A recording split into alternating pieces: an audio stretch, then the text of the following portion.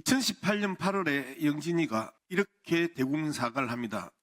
영화진흥위원회에서 발생한 블랙리스트 사태에 대해서 통렬하게 반성하고 준엄하게 혁신하겠습니다. 라고 2018년 8월 4일 날 영진이가 대국민 사과를 합니다. 그런데 또다시 블랙리스트 재발의 검은 그림자가 우리 머리 위를 오락가락하고 있는 이 부분에 대해서 정말 영진이 이대로 둬서는 안 되겠구나 라는 생각까지 합니다.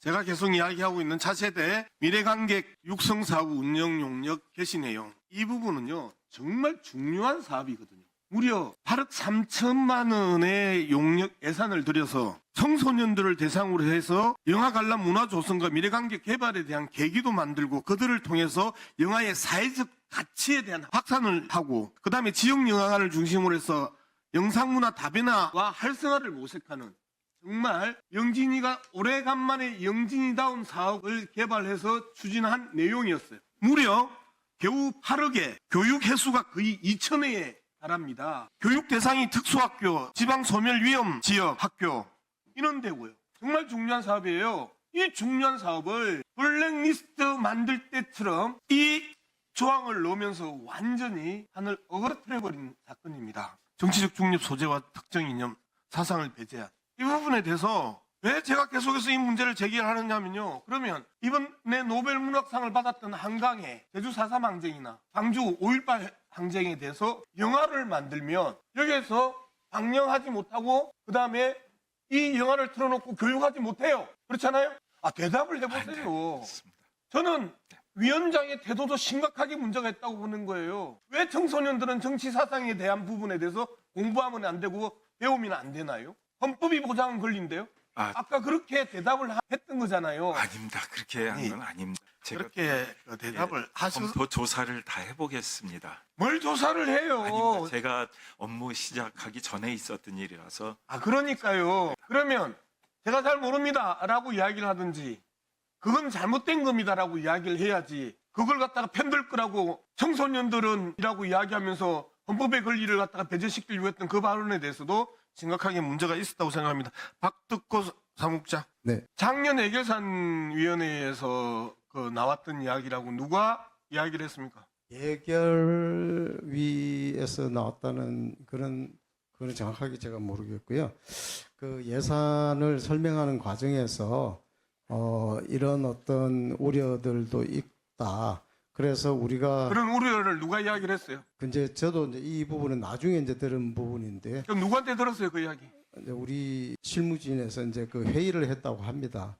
그래서 이제 그분도 명확하게 네, 이 네. 내용을 우리가 녹취록을 다 봤어요. 예결위에서 그런 내용, 그 다음에 문체위 예결소위에서 그런 내용 없었어요, 녹취록이. 그래서 그 부분을 지금 정리를 하고 있고 내부적으로 정리해서 위원님께 별도 보고 드리도록 하겠습니다. 지금 계속 거짓말에 거짓말을 낳고 그 거짓말이 이 좋은 사업에 대한 이미지를 갖다가 망치고 있는 거예요. 그리고 정가가 있는 영진이잖아요. 18년에 영진이가 국민들에게 통일하게 사과문 발표했던 거 읽어드렸죠? 네, 이 부분은 저희들도 굉장히 더 앞으로도 더 살피고 더 신중하게 더 조심해서 진행하도록 하겠습니다. 아니, 영진이에서 발생한 블랙리스트 사태에 대해서 통렬하게 반성하고 준엄하게 혁신하겠다고 했던 이 집단 영진이가 또다시 한강과 같은 4.3이나 5.18을 사상, 정치적 편향 이런 식으로 지금 몰아가고 있는 거잖아요. 그 부분은 저희가 정말 그런 그 부분은 아니고요. 저희가 예산을 설명하기 위한 과정에서 작성된 부분이라서 정말 죄송스럽게 생각하지만 그런 의도는 없었습니다. 정치적 중립 소재와 특정 이념 사상을 배제한 이런 내용에 대해서 영진이면 오늘 사과 성명이나 사과문 공식적으로 내세요. 위원장, 네. 이거는 잘못된 거죠. 위원장님, 네, 그 잘못된 거잖아요. 예, 잊지 말아야 할 잊지 말아야 되는 게 아니고, 이러한 것들이 직원들에 의해서, 단순히 직원들에 의해서 이루어졌을까요? 우리가 지금 의심하는 건 뭐냐 하면 위로부터 또다시 블랙리스트의 귀신들이 대한민국의 상공을 휘적휘적 훑고 있다라고 하는 그 불안감이란 말이에요. 문화부 장관도 나올 때마다 두 분 다시는 그러한 블랙리스트 사태가 벌어져서는 안 된다고 이야기를 해요. 그리고 지금 영진이 위원장께서도 이런 사태 벌어지면 안 된다고 생각하시는 거죠.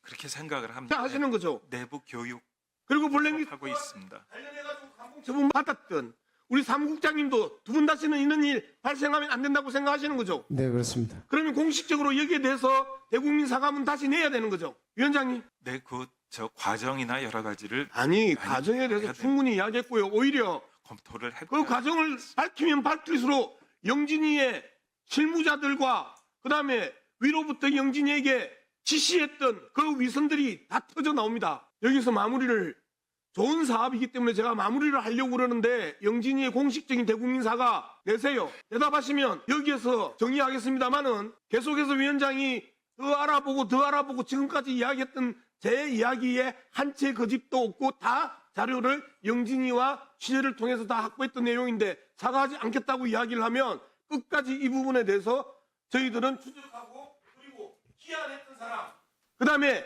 결재란에 있었던 사람 다 헌법 위반 그 다음에 예술인 권리 보장법 위반 인권위 권유 위반 이 모든 걸로 고소할 겁니다. 잘못된 건 잘못됐다고 이야기를 해야 되는 게 영진이 위원장으로서 정당한 태도 아닌가요? 예, 위원님 근데 그건 검토를 거쳐서 보고를 드리겠습니다. 그렇게 하는 게 옳은 절차라고 생각을 합니다. 나쁜 일, 잘못된 일, 그리고 두 분 다시 제발 하지 말아야 된 일이 버젓이 벌어졌는데 제가 말로만 갖고 이야기하는 거 아니잖아요. 이 자료를 들고 이야기하는 거잖아요. 버젓이 자료가 증거가 이 앞에 나와 있는데 뭘 또 검토를 해요. 잘못했으면 잘못했다고 그냥 이야기하고 대국민 사과하겠다고 이야기하면 되지. 검토를 거쳐서 하는 게 맞다고 생각을 모든 합니다. 자료 다 오늘 중으로 다 보내세요. 끝까지 안 해봅시다.